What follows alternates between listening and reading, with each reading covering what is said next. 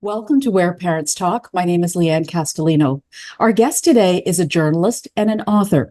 Ruth Whippman is also an essayist, former director and producer at the BBC, and cultural critic based in the United States. Her latest book is called Boy Mom, Reimagining Boyhood in the Age of Impossible Masculinity. Ruth is also the mother of 3 boys, and she joins us today from Berkeley, California. Thank you so much for making the time. Thank you so much for having me on the show. Really interesting topic because I think we see a lot of the end product these days in the headlines anyways. But I'd like to start by asking you, why do you believe that boyhood needs to be reimagined? Yeah, it's such a great question and such a big question. I think that when the MeToo movement happened, or when it just kind of exploded online in 2017, that was when I was pregnant, very heavily pregnant with my 3rd son. And I think we just started thinking in that moment about men and boys and masculinity in a new way. I think we realized that just this volume of male harm and bad behavior and the sort of violence that had been perpetrated by men and boys was just something we couldn't really ignore. It was something systemic in the culture. So it wasn't just a few bad apples or, oh, that's a bad man. It was something much deeper in the culture that was going wrong. And as a mother of boys and a feminist, I had lots of very conflicted and complicated feelings about it. But what I did realize is that obviously we're doing something wrong. No mother, no parent wants to raise a sexual predator or a school shooter. Nobody goes in with that intention. Everyone's doing their best. But obviously there's something invisible in the culture and in the way that we're, treating boys, raising boys that we are unaware of and that we need to tackle. You talk about being pregnant at the time that you were thinking about all these things with your 3rd son. And I read somewhere that, and it's a quote from you where you said you were truly scared to be a mother of boys. Why was that? So I think it was coming from lots of different places. One was just the very simple fact that every time I turned on my phone and checked my news app, there was another terrible story about, a predator or a school shooter or an incel or, some other like violent man or terrible man. And so just the pile up of these kinds of stories made me think, oh God, is this just inevitable? Am I going to be able to do anything about this? Are my kids going to be terrible? But then there was also a part of me that kind of felt really defensive. And, I look at these sweet boys and these like lovely baby that I had, and just like the negativity of the conversation and this sort of inevitability and talking about boys and men as if they were like somehow destined to be harmful. I was pushing back and thinking, well, no, look at my sweet baby. He's not going to be that way. What can I do? And I felt defensive, like I wanted to jump to my son's defense. And, it was a lot of very conflicted emotions. And I think what I wanted to do with the book was to really write into the conflict rather than being like very certain that this is the way to go and to write this book from this position of expertise. I wanted to write from that position of, I don't know. What can we find out? I'm scared. I'm conflicted. I'm defensive. And let's be honest about all of those feelings and how messy it all feels. There's a lot there to process, right? Notwithstanding the fact that you were also having a baby at the time. But I'm interested in, like, what was the tipping point for you to take all of those emotions, all of those thoughts, your background as a researcher, as a journalist, as somebody, who seeks to find out why, and looks for solutions. What then was the impetus for you to write this book? So I think it was a combination of what was going on in the culture more generally and what was going on in our own home. Because, we'd had a 3rd baby, and it's a chaotic time for anybody having a 3rd child, obviously. And I think I had been raised by a feminist mother, and I think I had it in my mind that, gender is all socialized. We can just socialize the exact child that we want by just doing all the right things. And then I found when my 3rd son was born, my 2 oldest boys just went completely wild. Our house was chaos. All those stereotypes about boys will be boys, they're wild, they're aggressive, they're rambunctious, they fight all the time.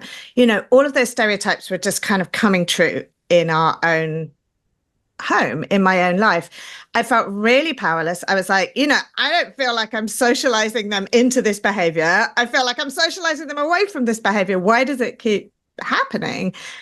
And at the same time, this was all in the sort of shadow of this cultural conversation about masculinity and boys. And, that it felt like every time my kids were like wrestling on the living room rug or like punching each other, that was like a straight line to something toxic in adulthood.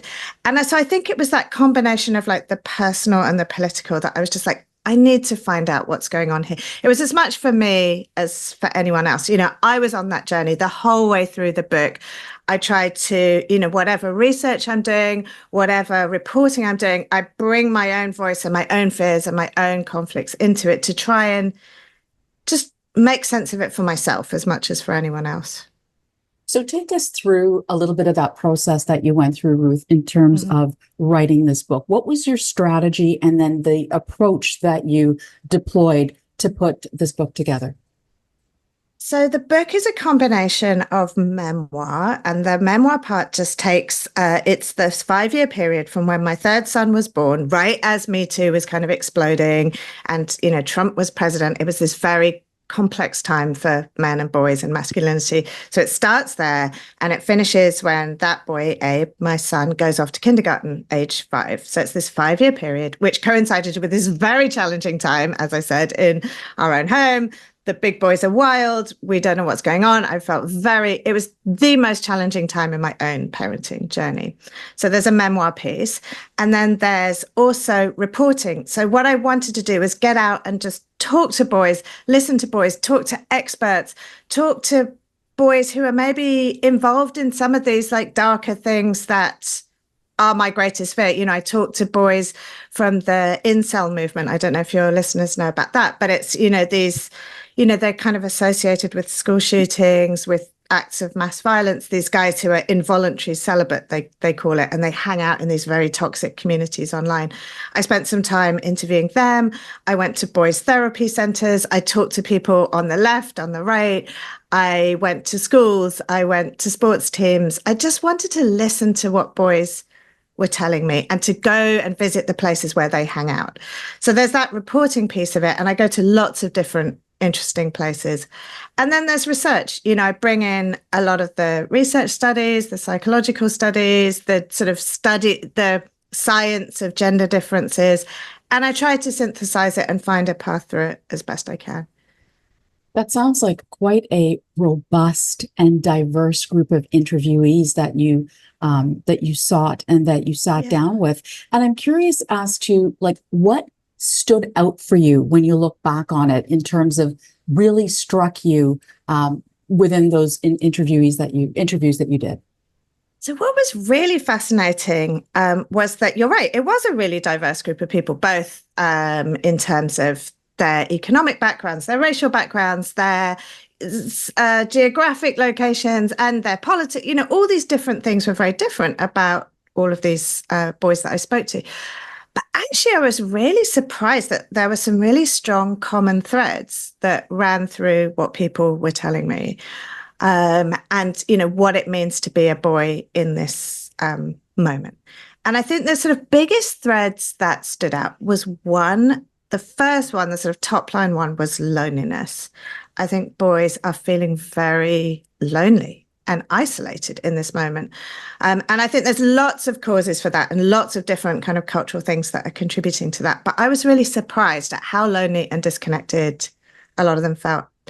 Another one was the sort of pressures of masculinity, that this idea that masculinity was something that, and in the title of the book, I call it Impossible Masculinity. And I mean that from all sides. In one sense, they were still expected to live up to this old school masculine ideal where they were tough and they were strong and that they couldn't show weakness, that they couldn't talk about their emotions, that, this sort of standard of, bulletproof toughness. But then on the other, and they were still expected to be kind of dominant and aggressive and all of those old-fashioned sort of ideas of masculinity. But they were also all these new voices coming from the left being like, well, don't be too dominant or aggressive, or, you've got to be very cautious, that there was this fear that you would overstep, that if you were to approach a girl, that you would be seen as sort of overly aggressive, that it could be sexual harassment. And I think boys were just confused. They didn't know how to be in the world. They didn't know what was expected of them. And so then what did you take away from that in terms of in your own lived experience? Because you've got now all of this new knowledge, presumably some of it was new, and you've got these 3 boys at home. So in what ways, if any, did that impact how you went to parent?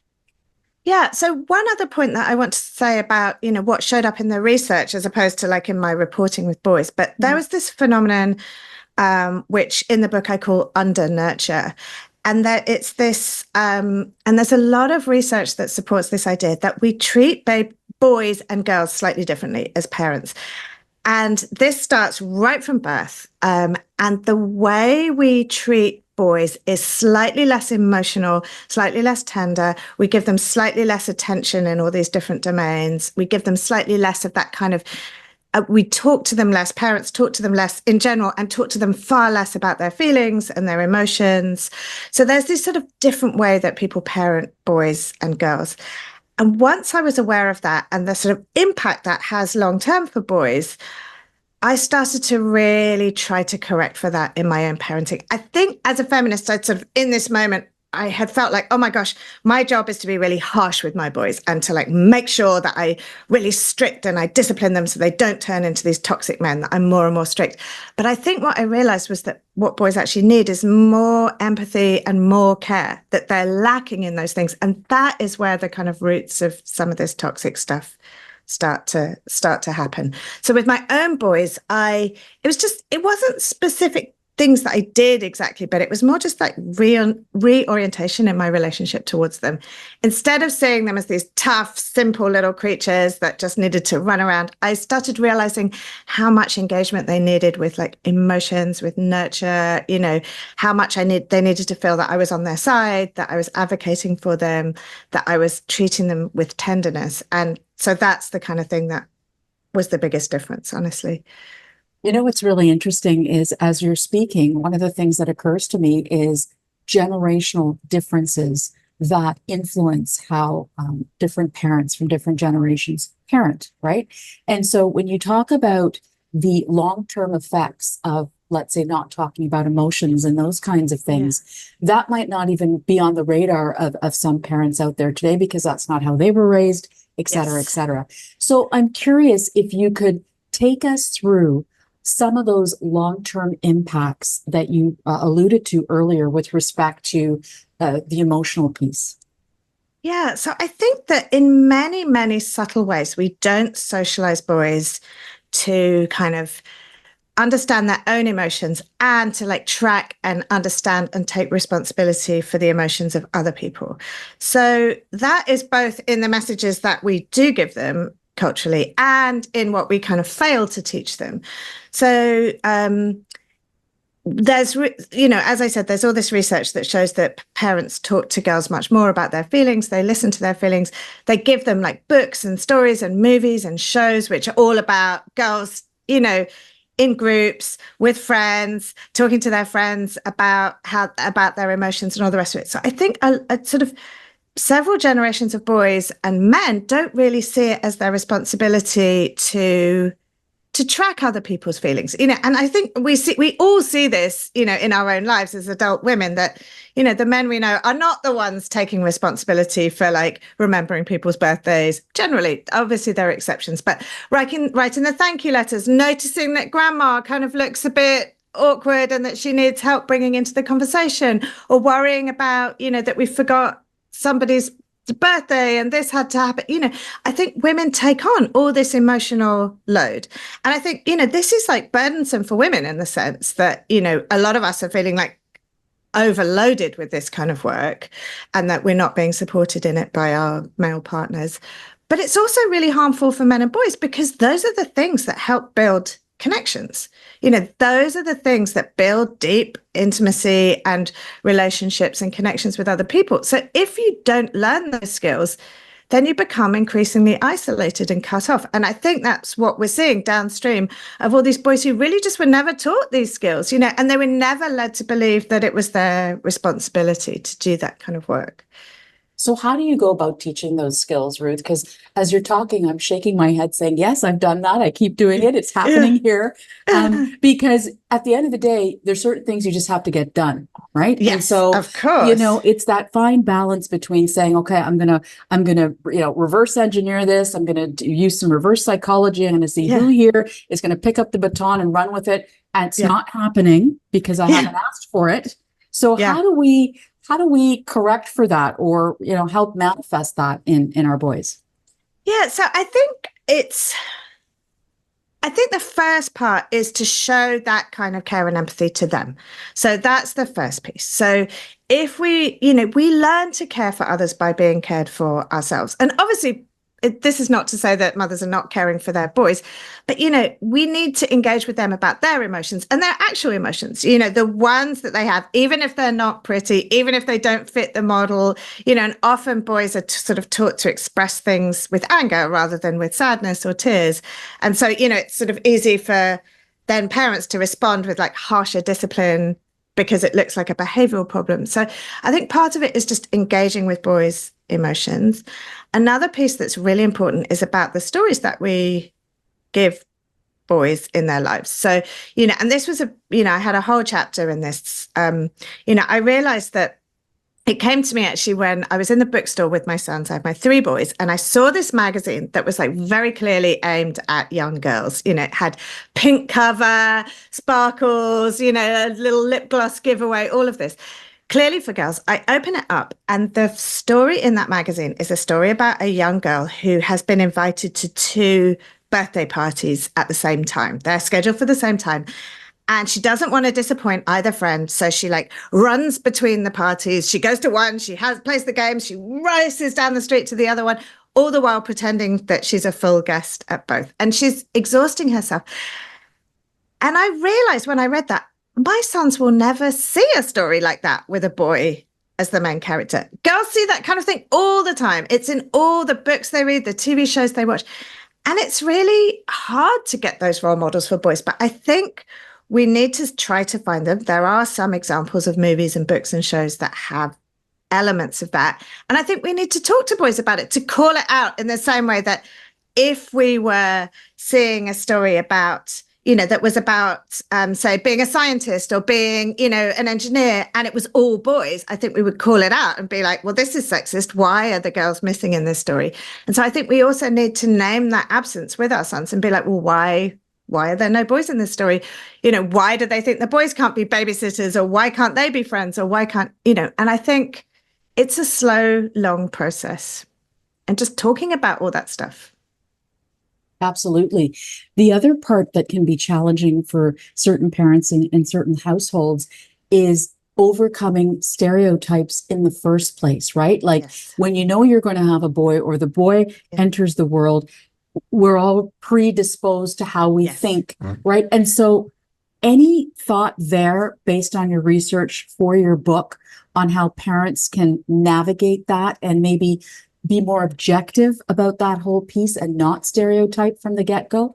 Yeah, it's really interesting. There's research that shows, like a really classic study from the 70s that shows that when you dress a baby neutrally and you hand it to people and you tell them it's either a boy or a girl, but they don't know which one it really is, then they behave in really different ways to that baby. And they attribute, even when the baby's behaving the same way, they attribute their emotions to different, they describe their emotions differently. So if the baby cries, the adults, they've been told it's a boy, they say he's angry. Whereas if the baby cries and they've been told it's a girl, they say that she's sad. And I think we all project this stuff, onto boys and girls all the time. We handle boys more roughly. We think they're more robust. We roughhouse with them more. We talk to them less about their emotions. And so I think the first step is awareness and just being like, okay. And I think we're doing quite a good job with girls, in doing that. I think, the women's movement, feminist movement has done quite a good job in like trying to break down stereotypes for girls and being like, when you see that in a story, when you see it in yourself, when you're like underestimating your girl or saying she can't do this because she's a girl, I think we're more aware of it in ourselves, but I think we've got this awareness gap when it comes to boys. We don't even see it as stereotyping. We just see it as this like innate, natural thing.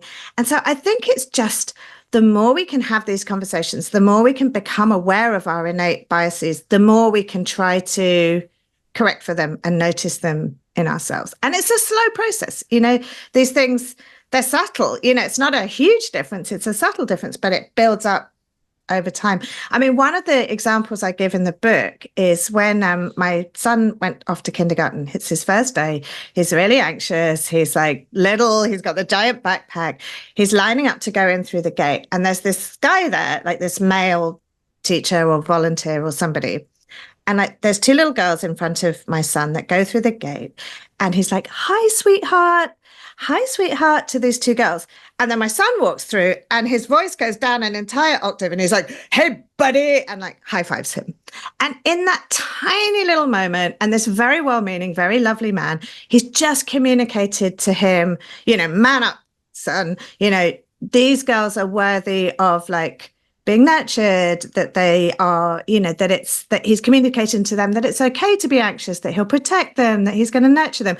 And to my son, he's communicated like, you're a man, you're a peer, you're a buddy, like in you come. And it's this very tiny moment, but it's replicated everywhere, all the way through boyhood. And so, we're all this like referring to boys as like little man and throwing him up in the air and in a way that we just don't really do with girls. And each time we do it, it's fine. It's not a big deal, but together they add up. It's an interesting segue that you mentioned that to my next question, which is related in the sense that, we can, to a large extent, control how we behave in our households, but then we send our boys and our children out into the world and things are happening out there.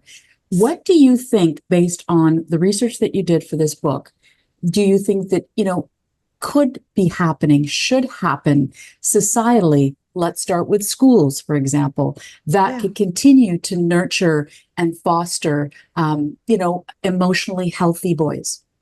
Well, so one thing that's really encouraging actually is that like any kind of social emotional work that they do in schools and those kind of large scale programs, they have a bigger impact on boys than they do on girls. They have really positive results and they're especially positive for boys. And the likely reason for that is because girls get a lot of that stuff anyway, just naturally through the culture. And so boys often don't get it. So when they do get it, they respond really, really well. And there's a lot of data that shows that, so I think that that's a really positive thing, that these things make a big difference to boys. And there's other data on that in the home as well, that when we act in more loving, nurturing ways towards boys, they do better longer term. And so I think, yes, we don't have control over everything that happens in the culture, but I believe that cultural change is possible. Only last night I was with some friends and we were talking about how homophobic, like the culture used to be. Just generally, it was really okay to just say extremely homophobic things in casual conversation. And now it's not really. Maybe in some circles it is, but that cultural change has happened.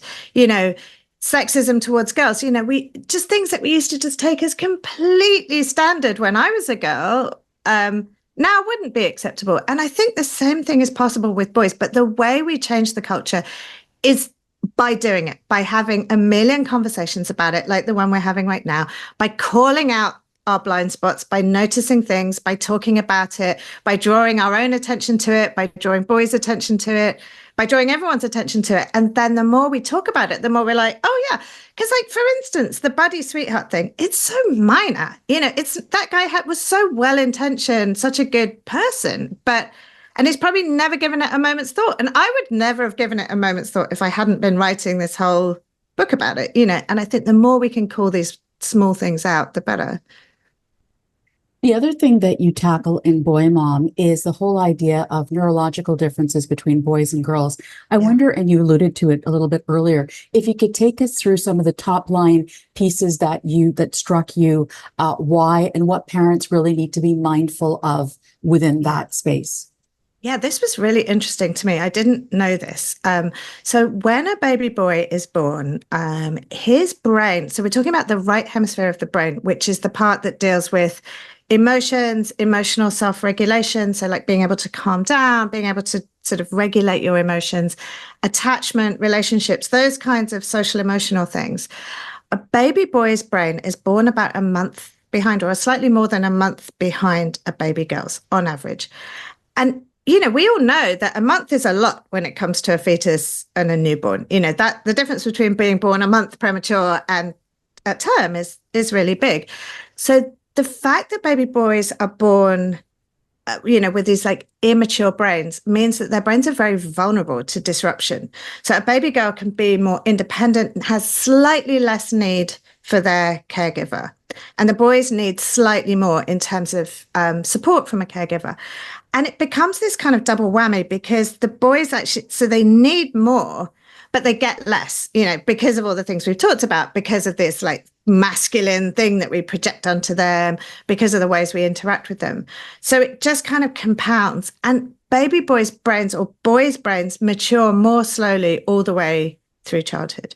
So they're more emotionally vulnerable, they're more emotionally fragile, they need more from their caregivers, and they tend to get less. And over, that combination compounds and compounds. And that was shocking to me because I think when we think about sex differences, it's more like the way I always thought about it was like boys are more aggressive or boys are more rough or boys are more, but actually we're talking about boys being more fragile, being more emotionally sensitive and needing more of that kind of stuff. It's such a large topic. And, in many households, there may not be even a cursory awareness of what we're talking about because we're just all trying to get through the day to day and, hoping that we're making the right choices and decisions as parents. Ruth, what do you want readers of Boy Mom to really take away from your book? Yeah, so for the first, to your point there, absolutely. I relate to this so much, not more parenting advice. Oh God, I can barely like shower, let alone, to change my entire parenting approach. I think it's just the main thing that I want parents to take away is that boys are vulnerable. They need tender nurture and support. They don't need to be manned up. They don't need this like toughening up that we tend to give them, that the culture provides. We need to be able to see them as vulnerable and creatures that are emotional, vulnerable, and complex that need our support with that stuff, rather than this kind of, I heard a lot of like, boys are like dogs. I don't know if you've ever heard that expression. That was when I had boys. It was a lot of like, all they need is food and exercise and just wear them out. Not like girls who are these complex, emotional creatures. I want parents to be able to see their boys that way too, and to give them that same level of tender nurture, to be on their side, to advocate for them in, all those ways. And I think almost all parents are doing their best. It's not that they're not, that parents are just like, oh, I don't care. They often do this sort of thing out of love, the toughening up, the masculinization. And maybe we just need to think about who boys are and what they need in a slightly new way. The book is called Boy Mom, Reimagining Boyhood in the Age of Impossible Masculinity. Ruth Whippman is the author. Thank you so much for taking the time to share your perspective with us today. It's been such a pleasure. Thank you.